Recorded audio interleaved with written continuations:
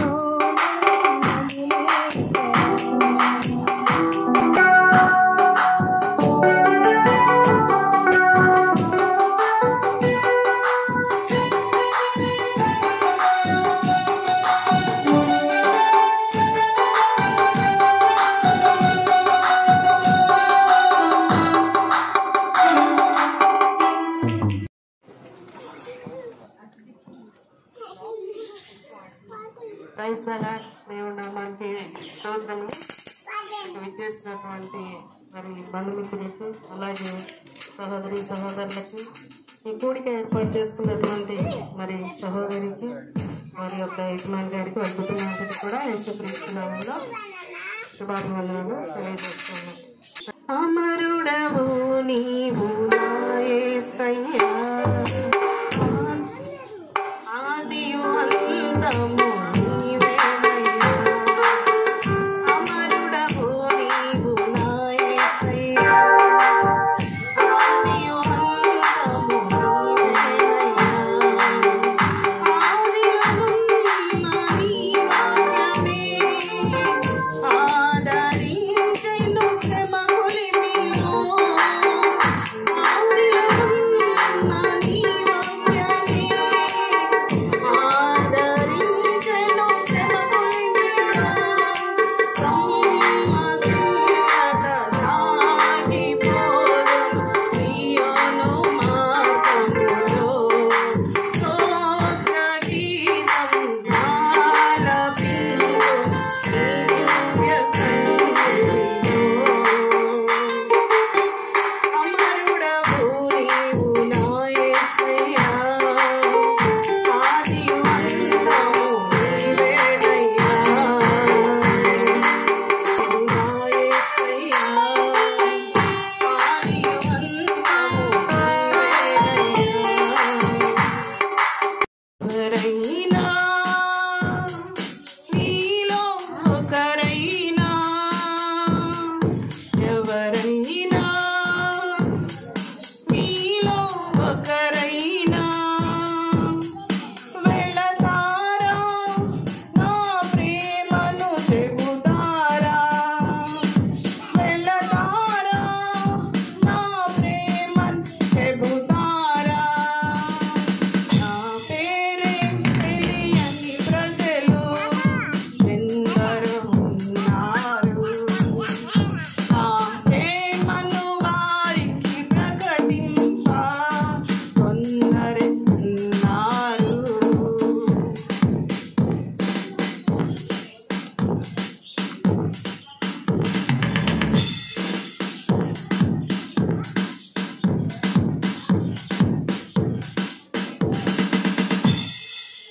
వెళ్ళగలిగితే మీరు తప్పక వెళ్ళండి.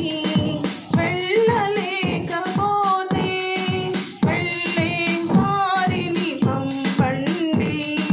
వెళ్ళగలిగితే మీరు తప్పక వెళ్ళండి. వెళ్ళలేకపోతే వెళ్ళే వారిని పంపండి. మీరైనా మీలో ఒకరైనా, మీరైనా మీలో ఒకరైనా వెళతారా, నా ప్రేమను చెబుతారా. వెళతారా, నా ప్రేమను చెబుతారా. నా పేరే తెలియని ప్రజలు ఎందరో ఉన్నారు. నా ప్రేమను వారికి ప్రకటింపన్ కొందరే ఉన్నారు. ఉంటానయ్యా, మనసారా ఆరాధిస్తూ బ్రతికేస్తానయ్యా. రాజా నీ సన్నిధిలో నేనుంటానయ్యా, మనసారా ఆరాధిస్తూ బ్రతికేస్తానయ్యా. నేనుండాలేనయ్యా, నే బ్రతుకాలేనయ్యా. నేనుండాలేనయ్యా, నే బ్రతుకాలేనయ్యా. నీవే లేకుండా నేనుండాలేనయ్యా.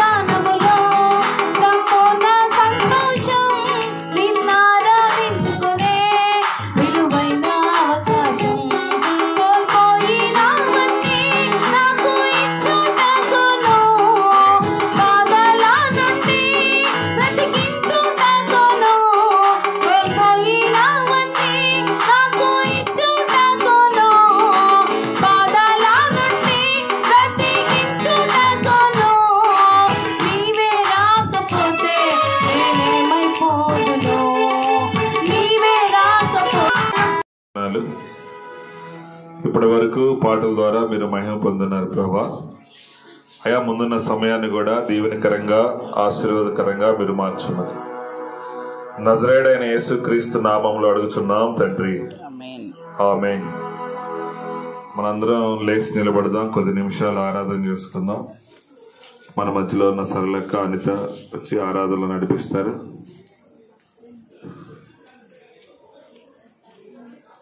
మనందరం లేచి నిలబడి దేవుడు చేసినటువంటి మేలులు జ్ఞాపకం చేసుకుందాం. గడిచిన ఈ 6 నెలలు చూడండి, ఇంకా కొద్ది దినాల్లో 6వ మాసం కూడా పూర్తయిపోతుంది. దేవుడు 6 నెలలు మనల్ని కాచి కాపాడాడు, మంచి ఆరోగ్యం ఇచ్చాడు, క్షేమాన్ని ఇచ్చాడు, చేతి పనులు ఆశీర్వదిస్తూ వచ్చాడు, ఉద్యోగాల్లో భద్రతనిస్తూ వచ్చాడు. దావీదు అంటున్నాడు కదా, నా ప్రాణమా, నా అంతరంగమైనటువంటి సమస్తమా, ఆయన చేసిన ఉపకారములలో దేనిని మరొకము అని ప్రభు చెప్పినట్లు, దావీదు చెప్తున్నట్లుగా ఈ రాత్రి కాల సమయంలో దేవుడు నీ జీవితంలో చేసిన మేలులు జ్ఞాపకం చేసుకో. హృదయపూర్వకంగా ఆయన స్తుతిద్దాం. ఆయన గొప్ప దేవుడు, భూమిని ఆకాశాన్ని కలగజేసినటువంటి దేవుడు.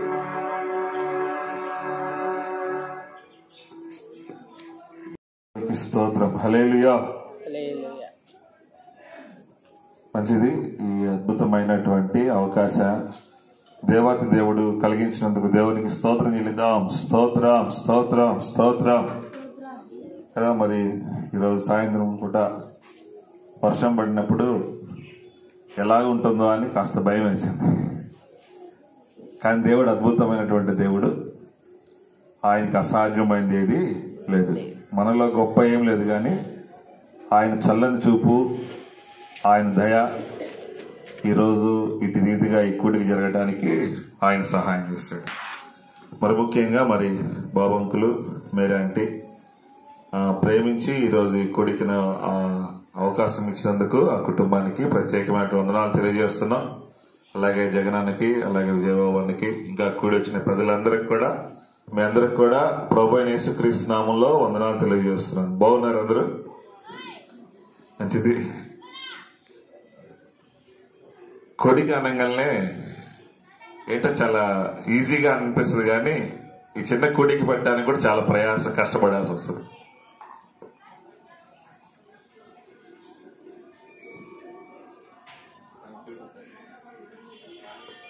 దేవుడు ఈ రాత్రికాల సమయంలో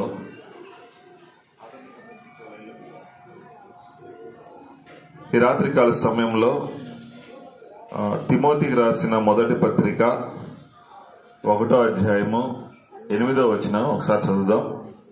తిమోతికి రాసిన మొదటి పత్రిక 1వ అధ్యాయము 8వ వచనంలో, అయినను, ఆ మైక్లో చదువు,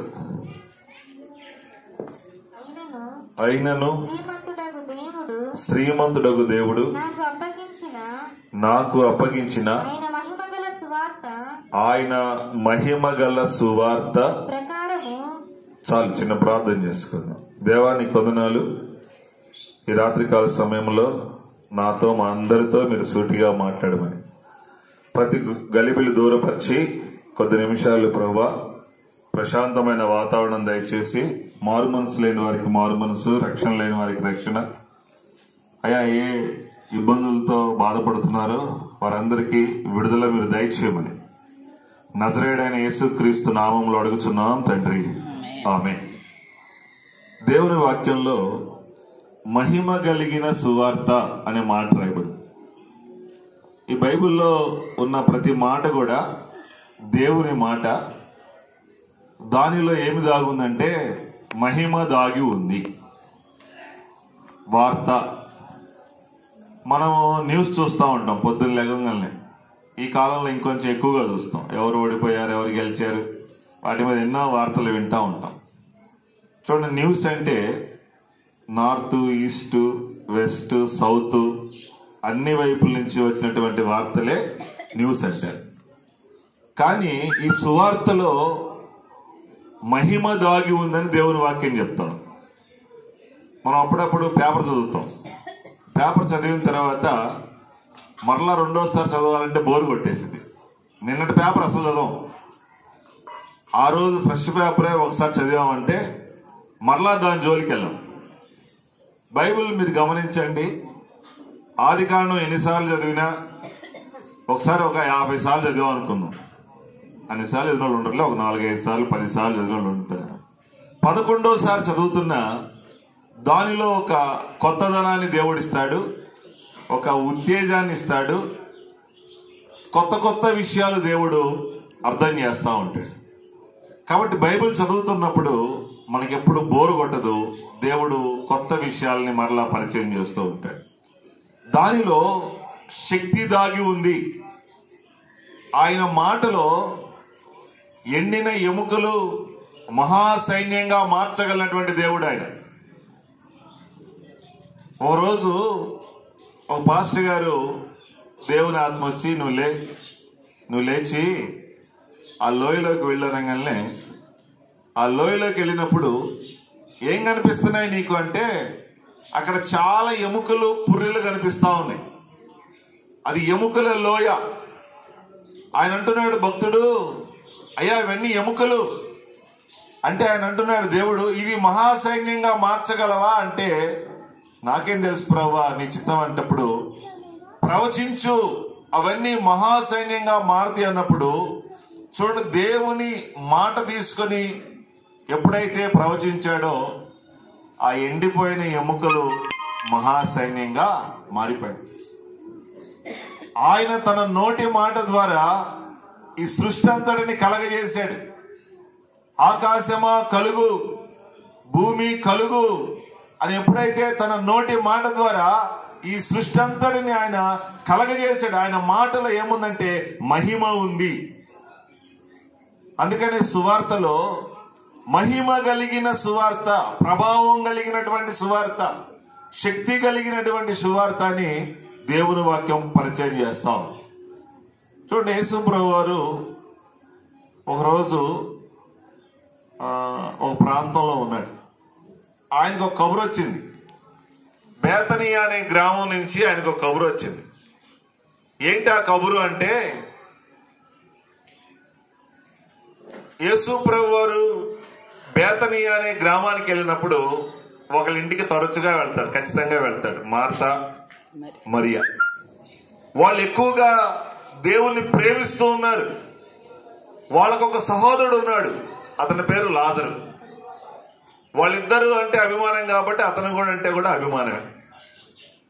ఒకరోజు యేసు ప్రభువుకు వచ్చినటువంటి వార్తలు ఏముందంటే, నీవు ప్రేమిస్తున్నటువంటి లాజరు రోగి అయి పడి ఉన్నాడు, కాబట్టి ఈ వార్త విన్న వెంటనే నువ్వు బయలుదేరి వచ్చేసేయి. అది దానిలో ఉన్నటువంటి సారాంశం.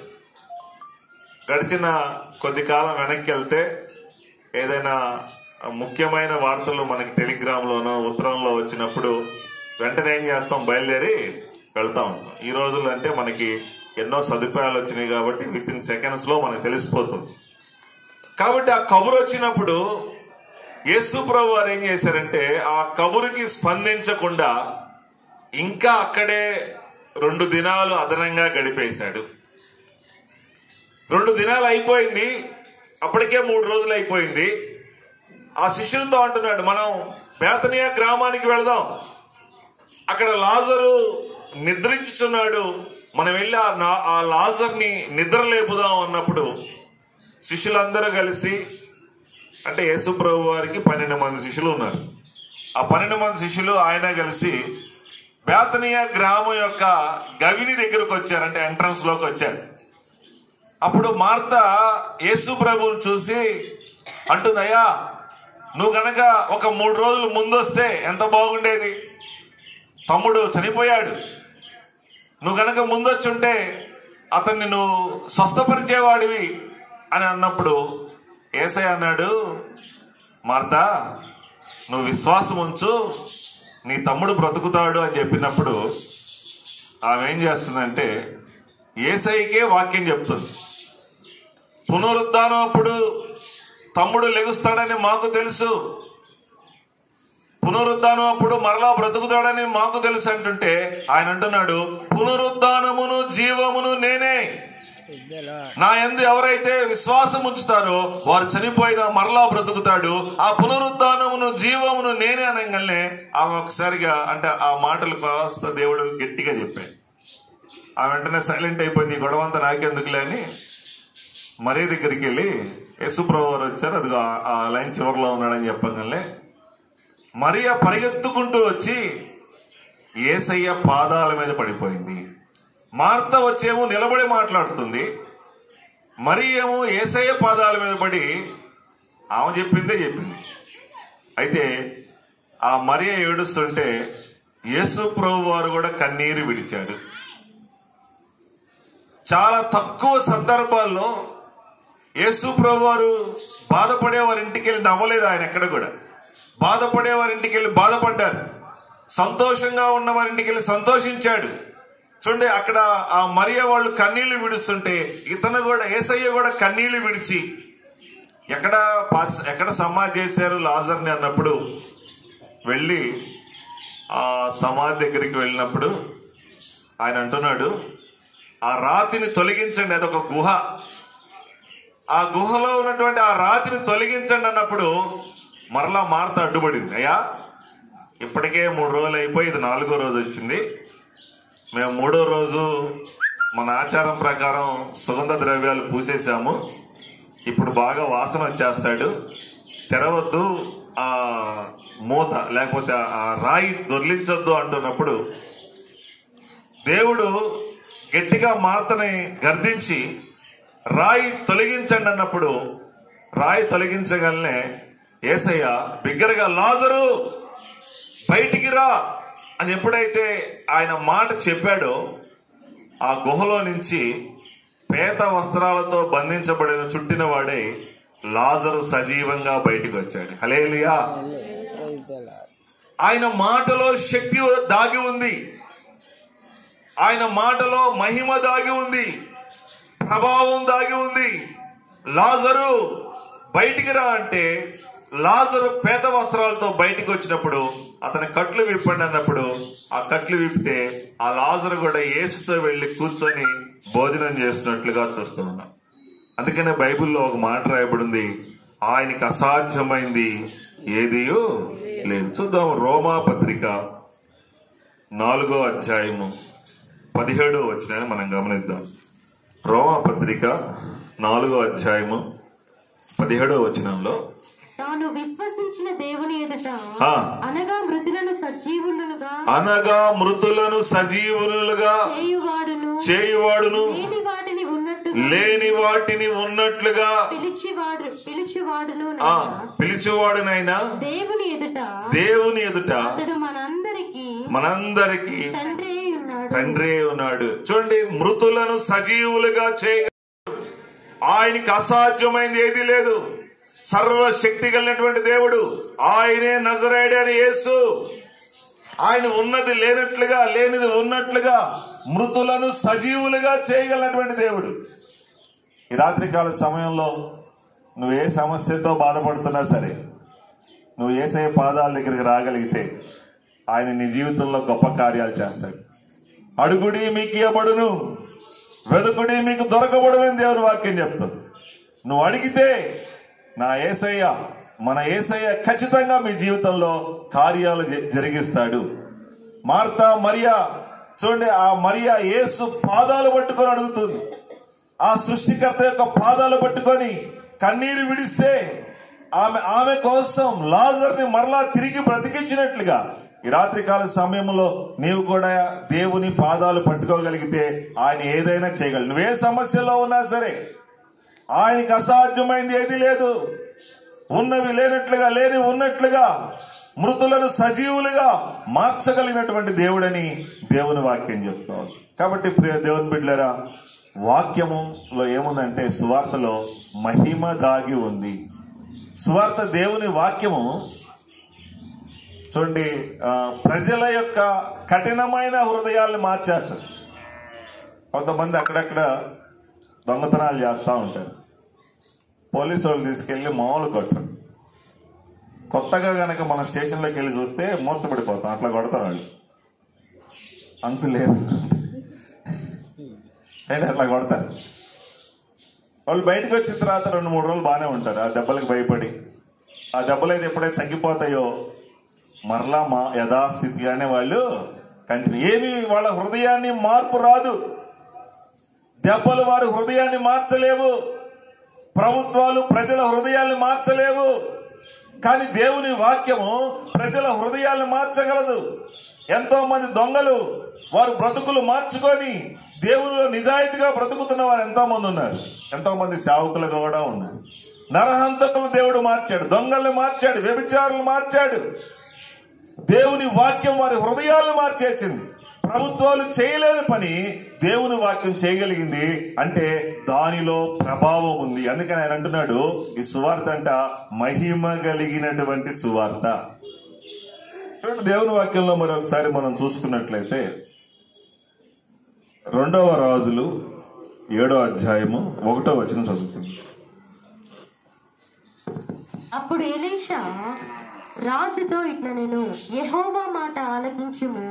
యెహోవా సెలవిచ్చినదేమనగా, రేపు ఈ వేళకు షోమ్రోను ద్వారమందు రూపాయి 1 ఒక మానిక సన్నని పిండియు, రూపాయి 1 2 మానికల యవలును అమ్మబడును.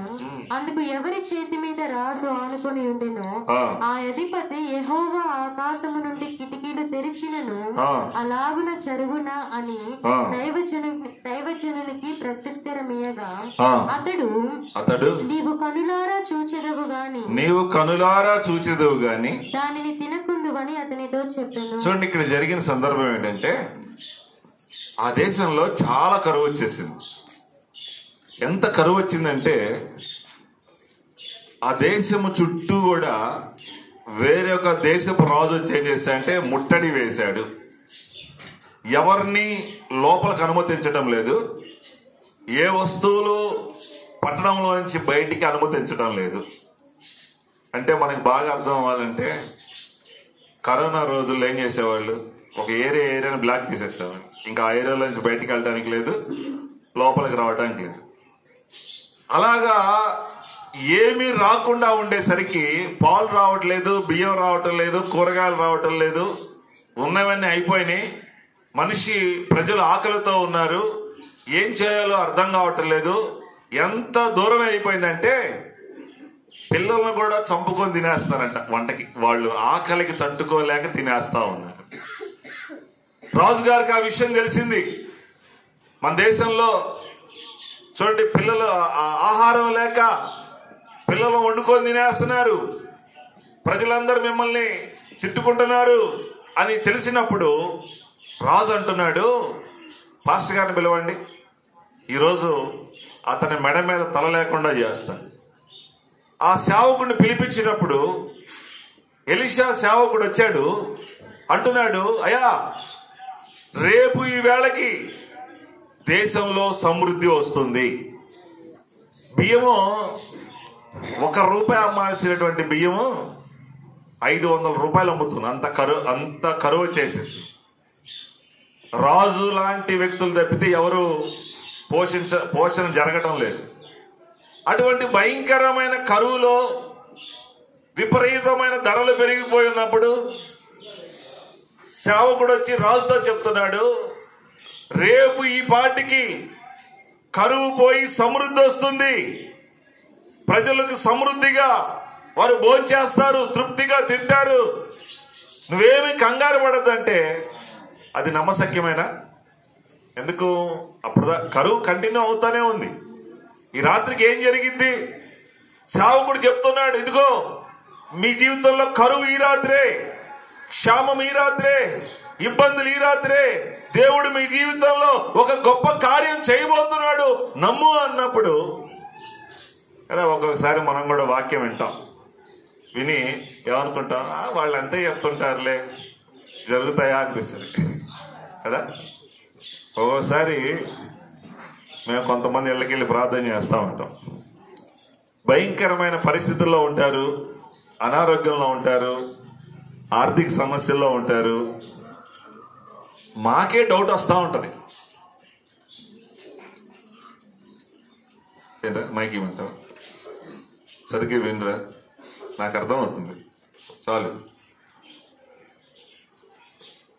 ఎక్కడ అయిపోయాం? వెళ్ళి ప్రార్థన చేసినప్పుడు పలు రకాలైన సమస్యల్లో ఉన్నప్పుడు ఎంత ప్రార్థన చేసినా మాకే అక్కడ ఒక అనుమానం బిగుతూ ఉంటుంది, ఇది జరిగిద్దా? వాళ్ళు తెల్లారి ఫోన్ చేస్తారు, పాస్టర్ గారు ఈ రాత్రి మాకు మంచి నిద్ర పట్టింది, లేకపోతే ఆ సమస్య నుండి బయటపడ్డాం. అప్పుడు మాకే ఆశ్చర్యం వేసింది. అంటే అంత లోతుల్లోకి వెళ్ళిపోయి ఉంటారు, ఇక అసాధ్యంరా అనిపిస్తుంది. కానీ దేవుని మాట మనం ఎప్పుడైతే నమ్ముతామో మన జీవితంలో దేవుడు అద్భుత కార్యాలు జరిగిస్తాడు. ఆ రాజు అన్నాడు, అతనికి ఎక్కడో ఒక నమ్మకం కలుగుతా ఉంది. ఆ రాజు పక్కనే ఒక అతను ఉన్నాడు, సైన్యాధిపతి. ప్రతిదానికి ఆయన సలహా అడుగుతూ ఉంటాడంట. అయ్యా ఏం చేద్దాం, ఈ పాస్టర్ గారు ఇలా చెప్తున్నారంటే ఆయన చూసి ఒక మాట అన్నాడు, దేవుడు ఆకాశము నుండి కిటికీలు తెరిచినా ఇది జరిగేది కాదు, ఇది అసాధ్యం, వాళ్ళేదో నిన్ను భ్రమపరుస్తున్నారు, అలా జరగదు అని చెప్పగానే పాతకాలంలో పాస్టర్లకి కాస్త బీపీ ఎక్కువ. వెంటనే ఆయనకి ఎక్కింది. ఆయన అన్నాడు, నువ్వు కళ్ళారా చూస్తావు కానీ అనుభవించు అన్న. ఇక ఆయన దారి ఆయన వెళ్ళిపోయాడు, ఈ దారి వెళ్ళిపోయాడు. వెళ్ళిపోయిన తర్వాత చూడండి, ఒక్కొక్కసారి మేము కూడా దేవుడు నిన్ను ఆశీర్వదిస్తాడులే అని చెప్పి ఇంటికి వెళ్ళిపోతాం. దేవుడు మేము చెప్పిన మాటను బట్టి ఆ ఇంట్లో కార్యం చేయడం ప్రారంభిస్తాడు. ఎందుకంటే చెప్పాం కదా, ఆయన నామం పేరు చెప్పాం కదా. ఆ రాత్రి 4 కుష్ఠరోగులు ఉన్నారంట వాళ్ళ కోట ముందు. వాళ్ళకి బాగా ఆకలేస్తుంది. ఆకలికి తట్టుకోలేక అనుకుంటున్నారు, ఇక్కడ ఉన్నా చచ్చిపోతాం, ఒకవేళ మనం ఊర్లోకి వెళ్ళి అడుగుదామంటే ఊర్లోకి వెళ్తే మనం చంపేస్తారు, పోనీ అక్కడికైనా తెగించి వెళ్దామా, అక్కడ వాళ్ళకే అన్నం లేదు, ఇక్కడున్నా చచ్చిపోతాము, ఊర్లోకి వెళ్ళినా చచ్చిపోతాము. కాబట్టి మనం ఏం చేద్దామంటే ఆ శత్రువుల యొక్క దండులోకి వెళ్దాం, వాళ్ళ దగ్గరికి వెళ్ళి బ్రతిలాడదాం, వాళ్ళు ఏమైనా అన్నం పెడితే తిందాం, ఒకవేళ చంపేస్తే అక్కడేం చచ్చిపోతాం. అంటే ఎక్కడికి వెళ్ళి చచ్చిపోవడమే కాబట్టి వాళ్ళు ఏం చేశారంటే శత్రువుల దండు వైపుకు బయలుదేరారు. ఒక 4 కుష్ఠరోగులు, ఏమి ఆయుధాలు లేవు, వారు ఏం చేయలేరు, వాళ్ళ దయ, అన్నం పెడితే తినరావటం, లేకపోతే చంపేస్తే చచ్చిపోవటం. ఆ 4 ఎప్పుడైతే ఆ శత్రువుల వైపు వెళుతున్నారో దేవుడు కార్యం చేయటం ప్రారంభించాడు. వాళ్ళు అడుగులు వేస్తుంటేనంట ఆ 4 అడుగులు కొన్ని వేల లక్షల అడుగులుగా దేవుడు మార్చాడు. మీకు ఎవరికైనా సౌండ్ సిస్టమ్ గురించి ఐడియా ఉంటే ఎక్కువ ఒకటి ఉంటుంది, హల్లెలూయా అంటే ఏం చేస్తాను జగనన్న, హల్లెలూయా హల్లెలూయా అనేది మనం ఎంత తిప్పితే అన్నిసార్లు నింది, అంటే కాస్త అవగాహన వాళ్ళకి అర్థమైంది. అలాగే దేవుడు వాళ్ళు నడుస్తుంటే ఆ చప్పుడు వేల చప్పుడులుగా మార్చాడు. రథాల సౌండ్లు వినిపిస్తున్నాయి అవతల దండులో. వాళ్ళు అనుకున్నారు ఇశ్రాయేల్ రాజు ఎవరికో డబ్బులు ఇచ్చి మన మీదకి యుద్ధానికి వస్తున్నాడు, మనం ఇంక బ్రతకలేము, ఇంతమంది వస్తున్నారు, ఇంత సౌండ్ వినపడుతుంది, కాబట్టి ఉన్న పళంగా మనం పారిపోదామని ఆహారాన్ని విడిచిపెట్టారు, వెండి విడిచిపెట్టారు, బంగారు నగలు విడిచిపెట్టేశారు, వస్త్రాలు విడిచిపెట్టేశారు. వారు కాలు నడకన వెనక్కి తిరిగి చూడకుండా పరిగెత్తుతున్నారంట. ఎప్పుడైతే 4 వెళ్ళి చూసినప్పుడు అక్కడ మనుషు సంచారం లేదు, మనుషులు లేరు. ఒక గుడారంలోనికి వెళ్ళి ఆకలితో ఉన్నారుగా, ముందు అన్నం తిన్నారు, ఫుల్గా లాగిచ్చేసారు. ఆ గుడారంలో ఉన్నటువంటి బంగారం వెండి అంతా దోచుకున్నారు. వాళ్ళకి ఒక సీక్రెట్ ప్లేస్ ఉంటే అక్కడికి వెళ్ళి దాచిపెట్టుకుని వచ్చారు. మరలా 2వ గుడారం కూడా దోచుకుంటున్నప్పుడు వాళ్ళకు ఒక ఆలోచన వచ్చింది, అరే ఇది శుభవార్త. ఏం వార్త అంటే ఇది శుభవార్త. మన వాళ్ళు ఎంతో మంది ఆకలితో ఉన్నారు, చనిపోయే స్థితిలో ఉన్నారు. ఈ రాత్రి మనం వెళ్ళి ఈ వార్త వాళ్ళతో చెప్తే వాళ్ళు కూడా తృప్తిగా భోంచేస్తారు, ఈ ఆహారం వాళ్ళు కూడా తింటారు, ఈ ఆస్తి వాళ్ళు కూడా పంచుకుంటారు అని ఆ 4 కుష్ఠరోగులు ఎక్కడికి వెళ్ళారంటే రాజుగారి ఇంటి దగ్గరికి వెళ్ళారు. అలా మనం కూడా ఎమ్మెల్యేనో మంత్రి గారి ఇంటికి వెళ్ళాం అనుకో, ముందు ఎవరు ఉంటారు, సెక్యూరిటీ పోలీసు వాళ్ళు ఉంటారు. అలాగే రాజుగారి ఇంటి ముందు భటులు ఉన్నారు. వాళ్ళకి సమాచారం చెప్తే వాళ్ళు ఆయన నిద్రపోతున్నాడు కదా, ఆయనకి సమాచారం అందిస్తే ఆయన బయటకు వచ్చి అంటాడు, ఈ సిరియా దేశస్తులు మనం బయటకు వస్తే మనం చంపేయాలని పొంచి ఉన్నారు, మనకు ఆహారం అయిపోయిందని వాళ్ళకి అర్థమైంది, మనకు కరువు ఉందని అర్థమైంది, అని ఆ రాజుగారు ఏవో విషయాలు చెప్తుంటే ఆ పక్కన ఉన్న మంత్రి గారు అన్నారు, రోజుకి అన్నం లేక 100 మంది చచ్చిపోతున్నారు మన ఊర్లో కరువు వచ్చి, ఇంకొక 5 చచ్చిపోవడం పెద్ద విశేషమేం కాదు కదా, ఒక 5 రథాలు ఇచ్చి పంపిద్దాం, ఆ మనుషులు చెప్పింది నిజమో కాదో తెలుసుకుందాం, నిజమైతే వెళ్ళి తెచ్చుకుందాం, లేకపోతే 5 పోతుంది అన్నప్పుడు రాజుగారు పంపించారు. వాళ్ళకి 2 రథాలు ఇచ్చి వెళ్తే వాళ్ళంట యోర్దాన్ నది వరకు వెనక్కి తిరిగి చూడకుండా పరిగెత్తుతూ ఉన్నారు. వారు వెంటనే ఆ వార్త చెప్పినప్పుడు ఊర్లో ఒక్కళ్ళు కూడా మిగలకుండా అందరూ వచ్చి ఆ శత్రువుల గుడారాలు దోచుకొని అందులో ఉన్న ఆహారం అంతా కూడా ఊర్లో తీసుకొచ్చేసరికి సూర్యోదయం అవుతుంది. చూడండి, సూర్యోదయం అయ్యేసరికి ఆ దేశం కరువు దేశం కాస్త సమృద్ధిగా మారిపోయింది. హల్లెలూయా. సేవకుడు చెప్పాడు, ఆ రాత్రి, ఈ రాత్రే క్షామం, ఈ రాత్రే కరువు నీ జీవితంలో, ఈ రాత్రే నీ జీవితంలో ఇబ్బందులు, రేపు ఉదయం కల్లా దేవుడు నీ జీవితంలో గొప్ప కార్యాలు చేస్తాడంటే కాస్త నమ్మకం ఉంది రాజుగారికి.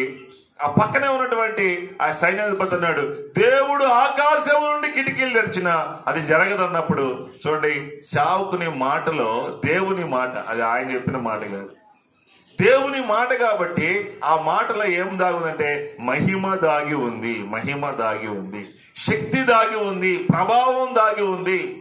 ఉదయం కల్లా సమృద్ధి అయిపోయింది, ధరలు పడిపోయినాయి, మరలా కేజీ బియ్యం రూపాయికి వచ్చేసింది. కాబట్టి ప్రజలందరి దగ్గర లేవు కాబట్టి అందరూ బారులు తిరిగారు, లైన్ చాలా దూరం నుంచుంది.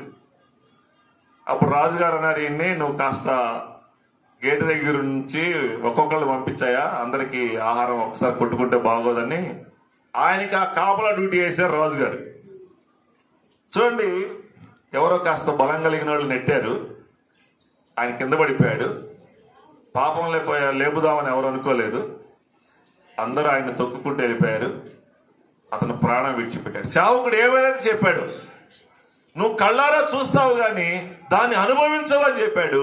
కళ్ళారా చూశాడు సమృద్ధిని, కానీ తాను అనుభవించలేకపోయాడు. ఈ రాత్రికాల సమయంలో ఏది నీ జీవితంలో కొరతగా ఉందో, కరువుగా ఉందో, ఏ సమస్య అయినా సరే యేసయ్య దగ్గరికి రా, ఆయనతో మాట్లాడు. ఆయన ఉన్నది లేనట్లుగా, లేనిది ఉన్నట్లుగా చేయగలటువంటి దేవుడు, మృతులను సజీవులుగా మార్చగలిగినటువంటి దేవుడు, గొడ్రాలని పిల్లల కలిగినటువంటి తల్లిగా మార్చగలిగినటువంటి దేవుడు. ఆయనకి అసాధ్యమైంది ఏదీ లేదు. ఈ రాత్రికాల సమయంలో ఆయన మాట తీసుకో, దేవుని వాక్యాన్ని చదువు, దేవుడు నీతో మాట్లాడతాడు. ఆ మాట పట్టుకుని ప్రార్థన చేస్తే నీ జీవితంలో ఉన్న కరువును తీసేసి దేవుడు సమృద్ధిని ఇవ్వగలిగినటువంటి దేవుడు. ఆ రాజు ఆ సైన్యాధిపతి మీద ఆనుకున్నాడు, కానీ అతను చెప్పినటువంటి అపనమ్మకమైనటువంటి మాటలు, విశ్వాసం లేనటువంటి మాటలు, ఆ నమ్మకం లేనటువంటి మాటలు అతని జీవితం అంతమయ్యేటట్లుగా చూశాడు. అతను కళ్ళారా చూశాడు, కానీ దాన్ని అనుభవించలేకపోయాడు. ఈ రాత్రికాల సమయంలో దేవుని వాక్యం చెప్తా ఉంది, నువ్వు దేవుని దగ్గరికి వచ్చి విశ్వసించినట్లయితే ఆయన నీ కొరకు నా కొరకు చనిపోయాడు, మనందరి పాపాల నిమిత్తం విడుదల ఇవ్వాలని ఆయన చెప్పి. చూడండి, రోమా పత్రికలో ఒక వాక్యం కనిపిస్తుంది, 10వ అధ్యాయము 8వ వచనం చూద్దాం. 3:23 చూద్దాం. ఫస్ట్ రోమా 3:23. ఏ భేదమును లేదు, ఏ భేదము లేదు, అందరూ పాపము చేసి దేవుడు అనుగ్రహించి మహిమను పొందలేకపోతున్నారు.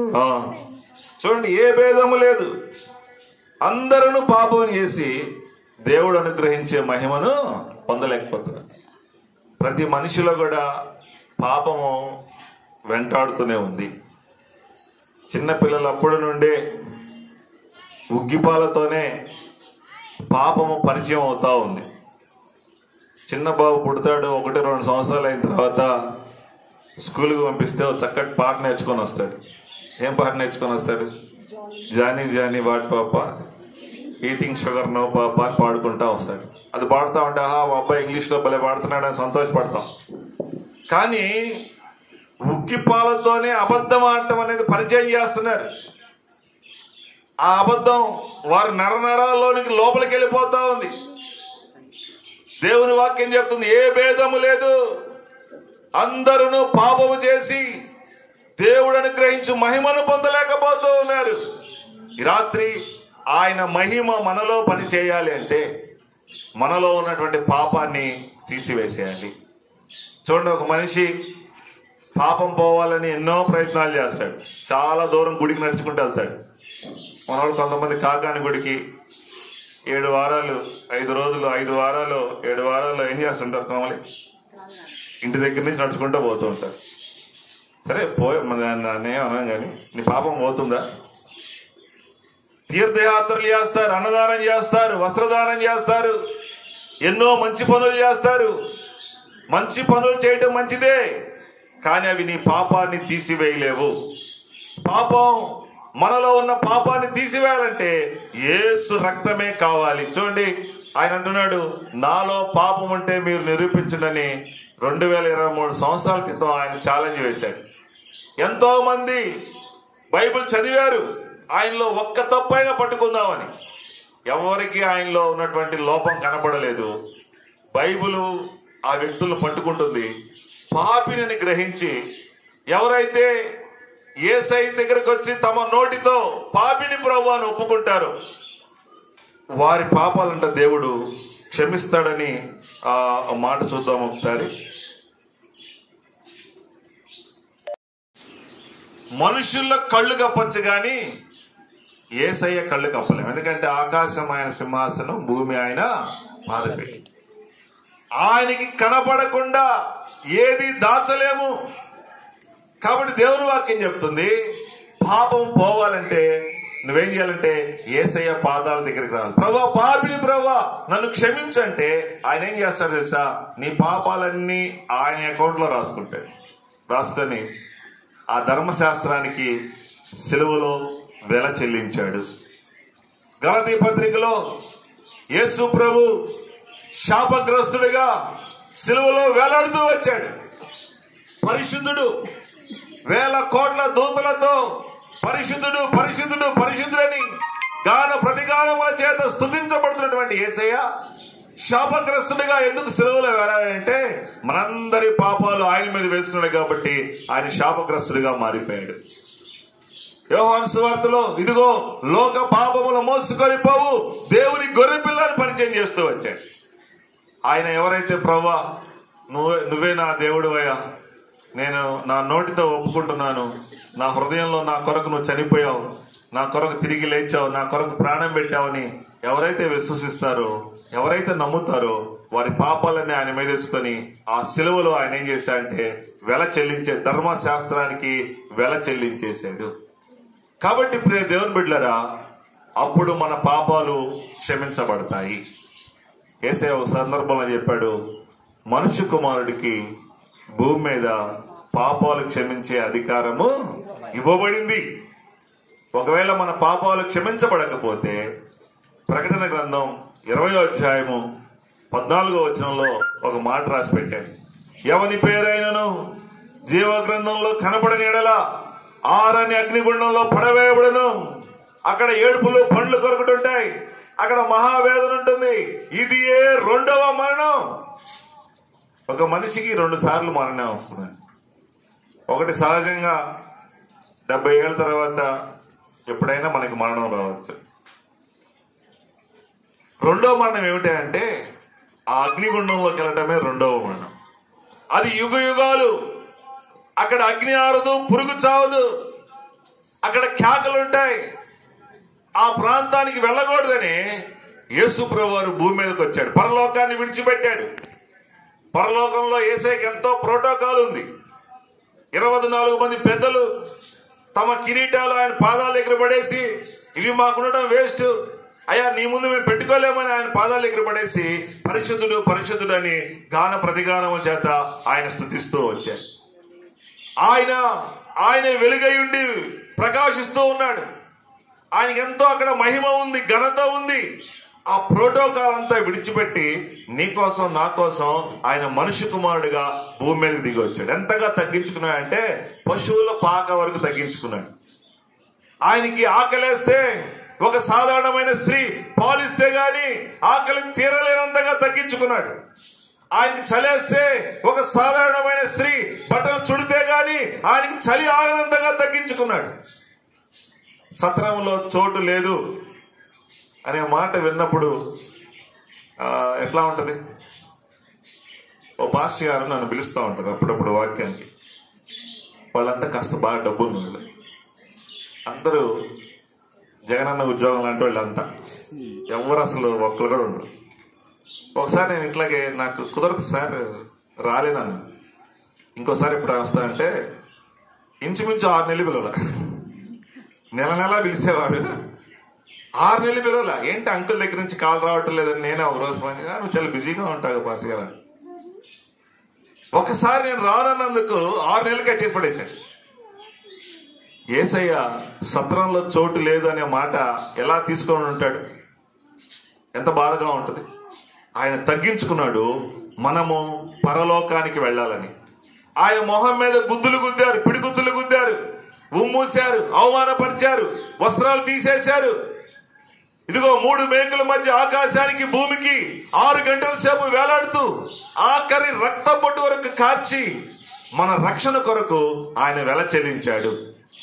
ఆయన చనిపోయి 3వ రోజు మృత్యుంజయుడై లేచి సమాధిని బద్దలు చేసుకుంటూ, ఓ మరణమా నీ ముల్లెక్కడా, ఓ మరణమా నీ విజయం ఎక్కడని మరణపు ముళ్ళు విరిచి సమాధిని గెలిచి ఆయన తిరిగి లేచాడు. ఆయనే నజరేయుడైన యేసు. మనుషుల్లో కళ్ళు కప్పచ్చు గాని యేసయ్య కళ్ళు కప్పలేము. ఎందుకంటే ఆకాశం ఆయన సింహాసనం, భూమి ఆయన పాదపీఠం. ఆయనకి కనపడకుండా ఏది దాచలేము. కాబట్టి దేవుని వాక్యం చెప్తుంది, పాపం పోవాలంటే నువ్వేం చేయాలంటే యేసయ్య పాదాల దగ్గరికి రావాలి. ప్రభా పాపిని ప్రభా నన్ను క్షమించంటే ఆయన ఏం చేస్తాడు తెలుసా? నీ పాపాలన్నీ ఆయన అకౌంట్ లో రాసుకుంటాడు. రాసుకొని ఆ ధర్మశాస్త్రానికి సిలువలో వెల చెల్లించాడు. గలతీ పత్రికలో యేసు ప్రభు శాపగ్రస్తుడిగా సిలువలో వేలాడుతూ వచ్చాడు. పరిశుద్ధుడు, 1000 కోట్ల దూతలతో పరిశుద్ధుడు పరిశుద్ధుడు పరిశుద్ధుడని గాన ప్రతిగానముల చేత స్తుతించబడుతున్నటువంటి యేసయ్య శాపగ్రస్తుడిగా ఎందుకు సిలువలో వేలాడంటే మనందరి పాపాలు ఆయన మీద వేసుకున్నాడు కాబట్టి ఆయన శాపగ్రస్తుడిగా మారిపోయాడు. ఉమ్మూశారు, అవమానపరిచారు, వస్త్రాలు తీసేశారు. ఇదిగో 3 మేకుల మధ్య ఆకాశానికి భూమికి 6 గంటల సేపు వేలాడుతూ ఆఖరి రక్త బొట్టు వరకు కార్చి మన రక్షణ కొరకు ఆయన వెల చెల్లించాడు. ఆయన చనిపోయి 3వ రోజు మృత్యుంజయుడై లేచి సమాధిని బద్దలు చేసుకుంటూ, ఓ మరణమా నీ ముల్లెక్కడా, ఓ మరణమా నీ విజయం ఎక్కడని మరణపు ముళ్ళు విరిచి సమాధిని గెలిచి ఆయన తిరిగి లేచాడు. ఆయనే నజరేయుడైన యేసు.